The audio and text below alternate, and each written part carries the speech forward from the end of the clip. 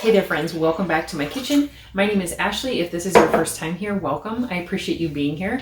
Today we are going to show some quick and easy dinners. I'm going to take you along as I make them, and hopefully it gives you some ideas because I think we can all use some new ideas for dinner sometimes. So we're going to make egg roll in a bowl tonight, and this is such a delicious recipe. To me, it literally tastes like eating an egg roll in a bowl. So I just got some water on the stove. We're going to cook our rice. I'm going to get that going first because this recipe is so darn easy. I'm just going to use regular white rice, nothing in particular or fancy. You can use any kind of rice that you have. I think this is jasmine rice. I think that's the only rice that I've purchased in a while.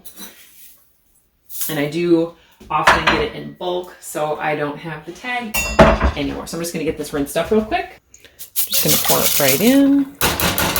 Now, if you've seen me cook at all, you know that I like to clean as I go. It doesn't always happen. Sometimes there's an absolute mess in the sink.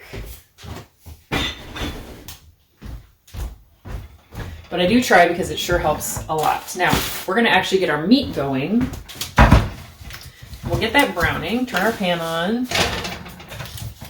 This is also a great freezer meal. It's actually how I first found out about the recipe. I found a YouTube channel called Freezer Meals 101, and these two gals do such an awesome job. If you are interested in looking up freezer meals or really want to know how to do them best, they are the ones.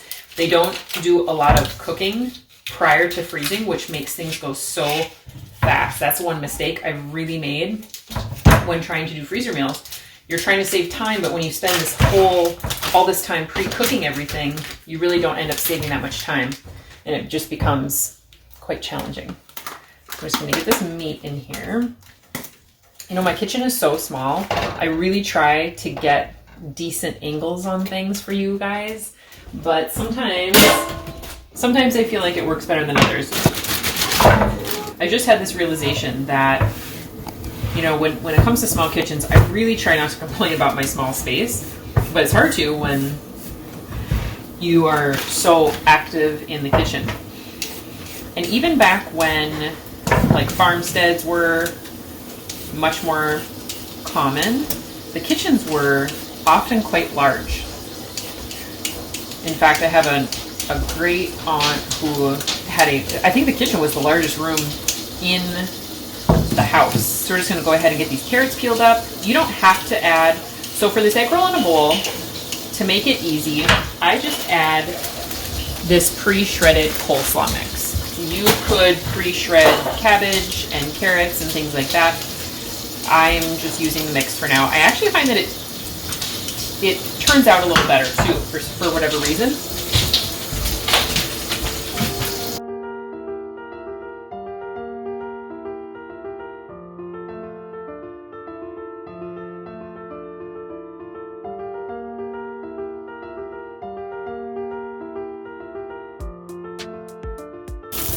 All right, our rice just started boiling, so we'll cover that. And this needs to be broken up.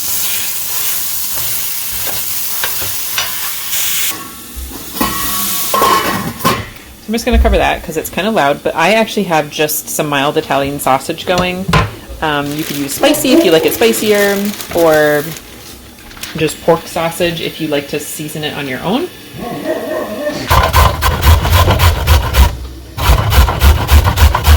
Okay friends, the camera wasn't rolling when I added the seasonings. For this dish, it's super simple. You usually have to add some soy sauce, but I didn't have any, so I substituted with miso instead. I also added garlic powder, but you could do fresh if you wanted, salt, pepper, crushed red pepper, ginger, and toasted sesame oil. That's it. Oh my gosh, this smells absolutely incredible. I cannot wait to try it. The toasted sesame oil in here, in my opinion, is one of the key ingredients. It adds such a nice nutty flavor. And I don't like to add usually any olive oil. Sometimes recipes will call for a little bit of oil too, but if you saw that meat had quite a bit of oil on it, and so I think that the olive oil is probably just not necessary. So I'm gonna go ahead and let this cook down a little bit more and then we'll give it a try. All right, so let's give this a taste test, especially with that miso. I wanna make sure that it's a flavor that, you know, doesn't need to be tweaked.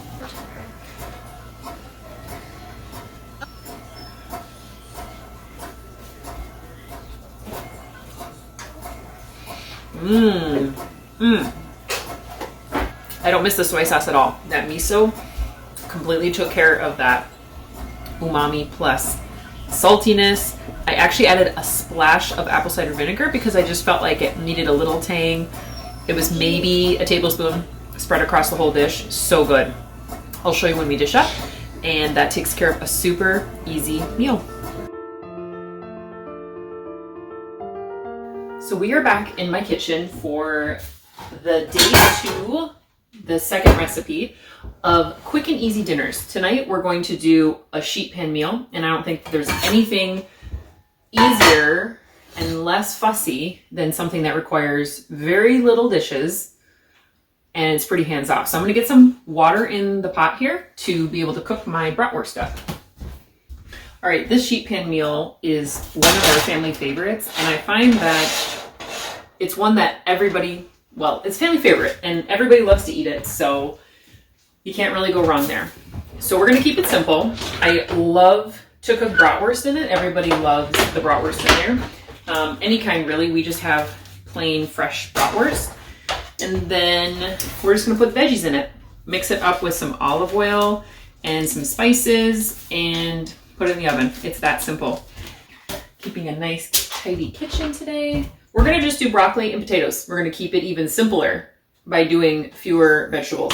What is really good is whatever you have at home. That's the best veggie you should use, what your family likes and what you've already got. So for us, we love it with potatoes and broccoli. You know, maybe I'll throw some carrots in there too. That would add some nice color. That's what I'm gonna do. And then, so yeah, if you make a meal like this, what are some of your favorite things to throw in there? We like bell pepper. Zucchini is really great, especially when it's coming in out of the garden. Onions are great. I considered putting some in tonight, but I thought, let's leave them out. I'm trying to think of other things I normally put in here. Cauliflower is great. Really like hard vegetables. Sweet potato, squash, things like that are really good in here. Parsnips would be great too. They're so good. Parsnips is one of those vegetables I didn't know much about until we got them in a CSA box. We got a winter share CSA. So if you don't know what a CSA is, it's community supported agriculture, which means it's like a vegetable farm that provides vegetables on an increment throughout the summer, usually.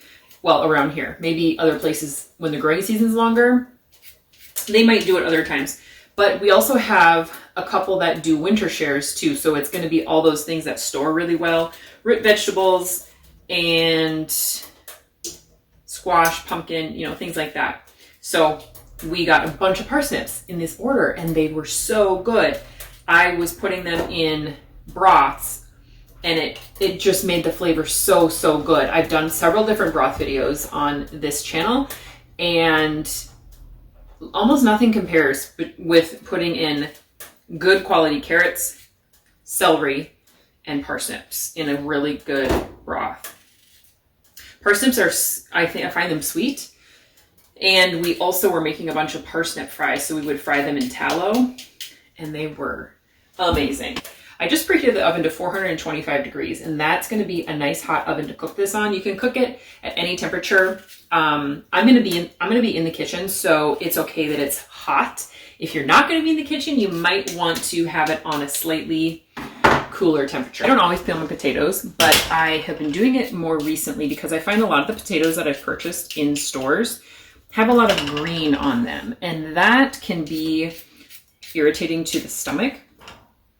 It can actually be, well, it can be caused from a lot of different things. It can be from growing. If they get exposed to too much sun, it can cause them to be green. And it can also be caused if they're stored in conditions where there's a lot of light, especially artificial light. And it can kind of, so we don't want any upset stomachs from that. Now that our sausage is boiling and I got everything peeled, I'm gonna go, well, I'll cut that off. I'm gonna go ahead and get all of these cut up. And I want to do everything bite-sized. This is not something that's going to be mashed or, I don't know, dealt with any other way. This is like how we will eat it. So I want to make sure that it's all in a really nice edible size. If you didn't have as much time, and again, you wanted to make this process even quicker, just chop everything out, everything really, really small. The sausage, well, the bratwurst will go in cooked, so it's just a matter of doing the veggies. I'm gonna do the potatoes about like that.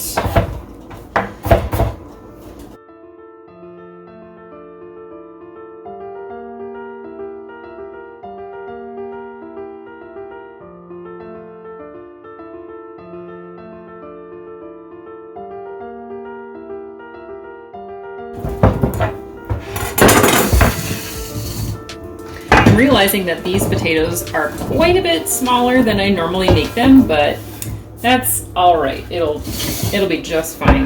Now for the carrots, sometimes I change it up all the time with carrots, the size, the shape. Lately, I have really enjoyed doing them on the diagonal. So I just kind of do these long slivers. These little pieces on the end are so much thinner, so they just crisp up a little bit more.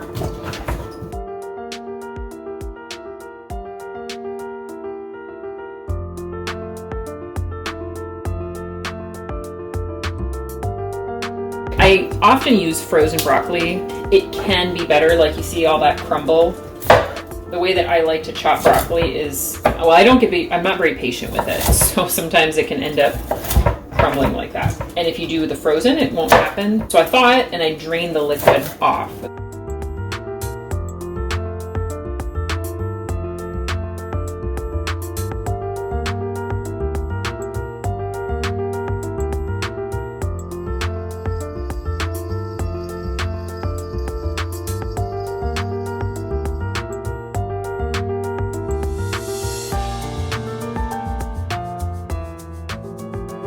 So at this point, we're just waiting for the bratwurst to finish boiling.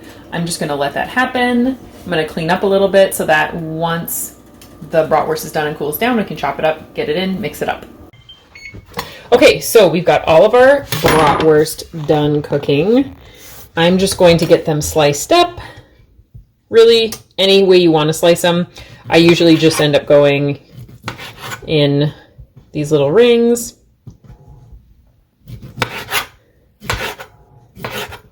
Okay, this is the bowl we've got full of dinner. Looks so good. Such a nice variety of color. So now, if this was what you were looking at, what would you add to season it? I'm gonna do olive oil because we always put some olive oil on there. And then salt, of course, salt. And then herbs. We always go for some herbs. We do oregano and basil. Always. Basil is one of my all-time favorite herbs. Fresh, dried, it doesn't matter. I just love it. It smells good. It tastes good. You can put it in so many things. A little bit of oregano, maybe a little bit more. I'm trying to think if I should put some, let's see. I'm not sure. Maybe some garlic, onion powder.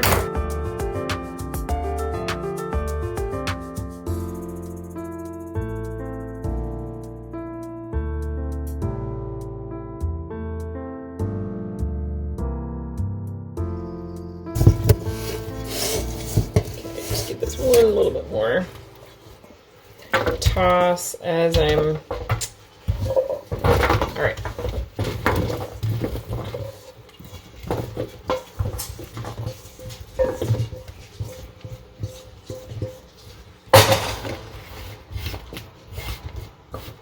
Just spread it out nice and evenly. Now, because we're cooking this hot, I'm going to check on it several times, but I don't want to move the vegetables until they've already started to kind of crisp and brown up. Once the vegetables have started to crisp and brown up, then I will try moving them around, but we don't want to move them around too soon. Otherwise I feel like they just kind of stick to the bottom. But if you let them kind of crisp a little bit, then they come right off. So we'll get this in, keep our eyes, maybe set a timer for 20 minutes, check, see if it's ready to stir. All right, we're halfway through the cooking time, and we're definitely hearing sizzling. I don't know if you can hear that. But things aren't really browning yet. So we're gonna put this back in and let it keep cooking. I added an additional 10 minutes to our timer, and you can see there's like browning happening here. So I'm gonna go ahead and stir this now. Okay, I'm gonna need 2 hands. All right, I just finished stirring, and you can see we've got some nice browning happening there on our broccoli. This is actually almost done.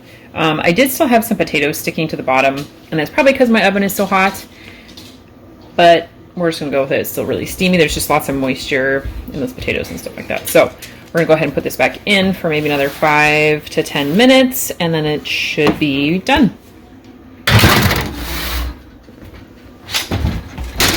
All right, I'm gonna scoop some up, give it a try. Got a bite with all of it on there.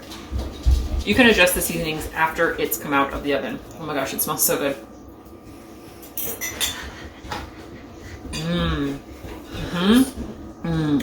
It's so good. The sausage is perfectly brown. The broccoli as well. That broccoli, once it roasts like that, has a really nutty flavor that is so delicious, and it hits you right away. I thought I put a lot of salt in there, but I think it could even use a teeny bit more. I'm not gonna salt any more on the dish, so I think I'll just let people do it on their own plate. I kind of salted like this, whereas normally I pour it in my hand, and then I kind of can see about how much salt I put on. So I think I put less than I think I did. So anyway, we're gonna go ahead and get this done. It's another quick and easy meal, really no fuss, very few dishes, super delicious. We'll see you next time we are making a quick and easy dinner in the kitchen.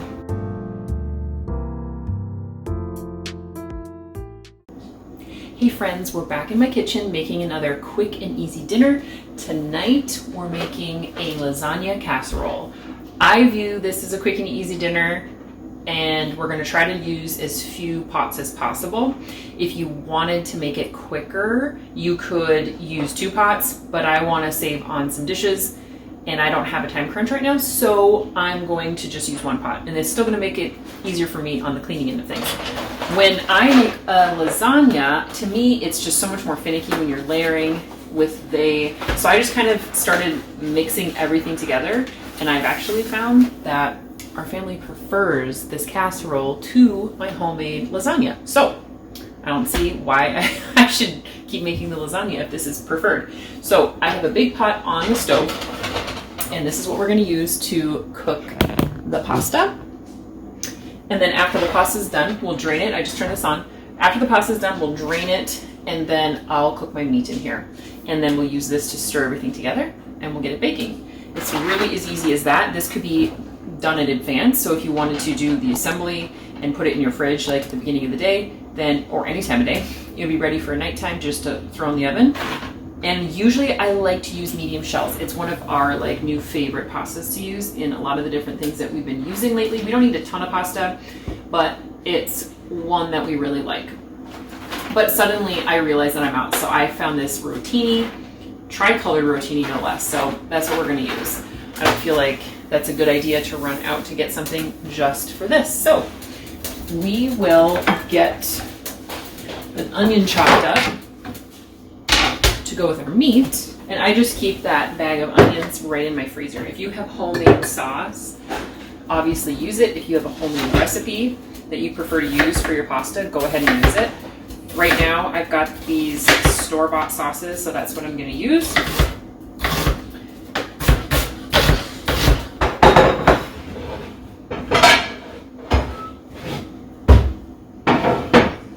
The last time we made this, I filled the 9x13, and then it was way too full. So I actually had to put some in here, and it just made so much. Because we're going to be baking this, I don't want to cook these noodles too much because I don't want them to be mushy. so this says 9 to 11 minutes. So let's go 9. While our noodles are cooking, I'm gonna put all of the things for the white portion of our sauce in. This is half a container of ricotta, it's half of a 15-ounce container of ricotta. And if you wanted, you could double this recipe, freeze one, and then have one for dinner.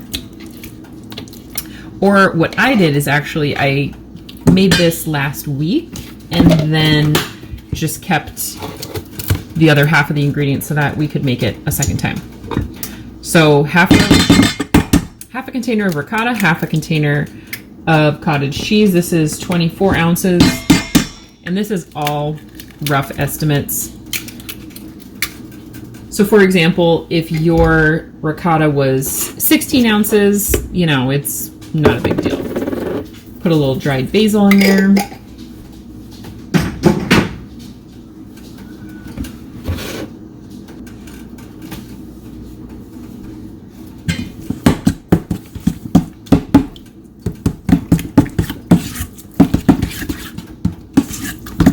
One thing that I used to do all the time for making a white sauce for lasagna, which we just loved, was making a simple white sauce with some flour and butter in a pan, and then just add milk. And then you have yourself a white sauce. You can use, you know, a dairy alternative. It doesn't even have to be cow's milk. In fact, we often did not use cow's milk for that, and it turned out great. So if you didn't want to buy the ricotta and the cottage cheese and everything like that, it's a pretty great way to have a good white sauce. I'm just going to grate some Parmesan cheese here. Not a ton, but I think it'll add a nice depth of flavor to our cheeses. Go ahead and put that in. And then I already have some pre-shredded mozzarella, so I'm going to go ahead and put that in too. That's probably a cup and a half, maybe a cup to a cup and a half, somewhere in there. And then we'll also use some of that mozzarella to top the lasagnas at the very end. Okay, we just got the pasta rinsed, and we're going to get the meat going here in the pot. All right, we got our meat browning in the pot.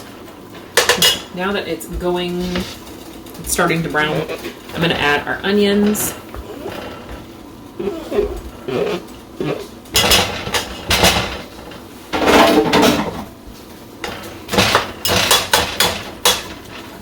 Just kind of let them cook together. The one thing that I'm thinking I might have to do is make a little bit more pasta, because that was only 12 ounces and I usually do closer to a pound. I should have done that differently. Still moving along at a pretty darn good pace. I'm going to add a little salt and pepper to our meat mixture here, and it's already looking like it's going to be done pretty darn quick. Salt and a little pepper. We also got our oven preheated to 375 degrees. You probably could do it at 350, but I thought 375 would be a good temperature to go to. Okay, now that our meat is done cooking, I pulled it off the burner.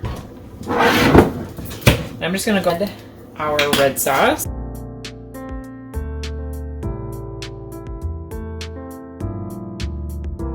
Then we'll go in with our noodles.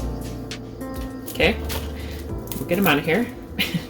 Now we'll see how many noodles we've got. And I did put on some water just in case I need to. I think I'm gonna have to get some more cooked up. It's already looking a little bit like I need to add more noodles. So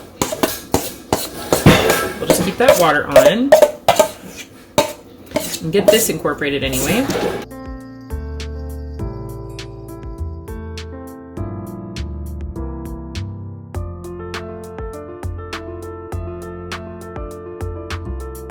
All right, I made some elbow noodles. And so we're just gonna go ahead and get all this incorporated. it seems much more in proportion. And I'm guessing now we're gonna also have to use both pans like we did before.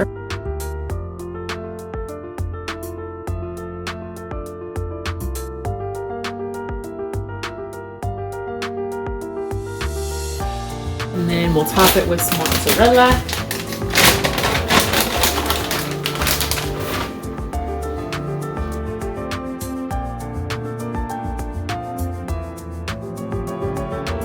And you really just want to bake them until that cheese is melted and they're bubbly and hot in the inside. And you'll also smell that they're almost done too. Our lasagna casseroles are done, or lasagna bake, whatever you want to call them. The edges are bubbling, the cheese is golden brown, it's hot throughout. These look good to go. All right, let's just do a quick taste on this. See how it turns out. It's still super, super hot.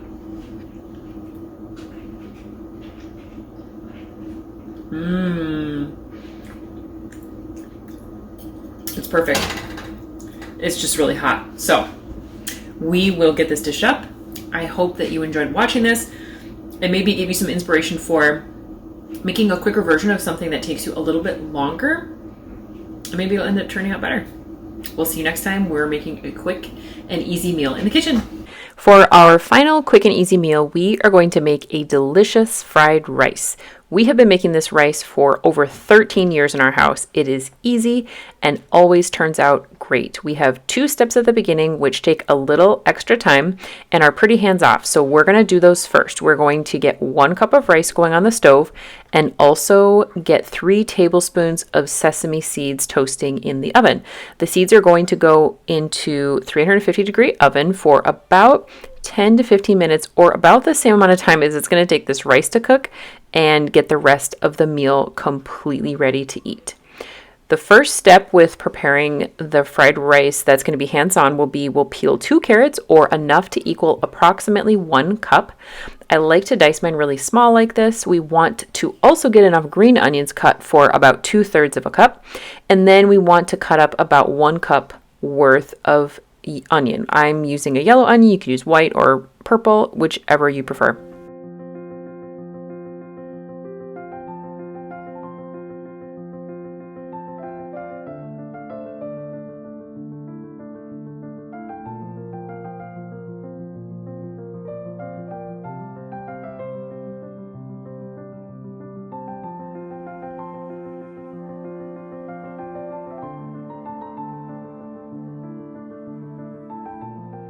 After cooking up the eggs, I just want to make sure that the pieces get broken up.